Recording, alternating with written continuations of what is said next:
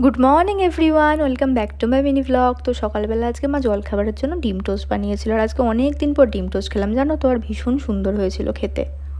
আর ব্রেকফাস্টটা করেই ঝটপট করে সাজুগুজু করে সুন্দর করে শাড়ি টাড়ি পরে রেডি হয়ে নিয়েছি, কারণ ইনস্টাগ্রামের জন্য আমার না কতগুলো ভিডিও শ্যুট করার ছিল, তাই সুন্দর করে সেজে গুজে নিয়েছি। আর আমি তো আমার কাজ করছিলাম, এদিকে ভাই দেখছি আমার জন্য মিল্কশেক বানিয়ে নিয়ে এসে হাজির হয়েছে। আর আমার ভাই মিল্কশেক, লস্যি এগুলো এত সুন্দর বানায় না যে ওর মতন সুন্দর আমিও বানাতে পারি না, আর এটা খেতে অসাধারণ হয়েছিল। আর তারপরেই ঝটপট করে চলে গেছিলাম স্নান করতে, কারণ এই যা গরম পড়ছে একমাত্র স্নান করলেই শান্তি পাওয়া যায়। আর স্নান করে উঠতে না উঠতেই মা খেতে দিয়ে দিয়েছিল। আর আজকে দুপুরের মেনুতে ছিল টক ডাল, পাঁপড় ভাজা, আলু সেদ্ধ, কুমড়ো সেদ্ধ আর বেগুনের ঝাল, একদম সিম্পল মেনু ছিল। আর জানো তো, সন্ধ্যেবেলা মুষলধারে বৃষ্টি নেমেছিল, সেই জন্যই পড়াতেও যেতে পারিনি। এরকম সন্ধ্যেবেলা বৃষ্টি হলে না আমার ভীষণ ভালো লাগে, মনটা কেন জানি ভালো হয়ে যায়।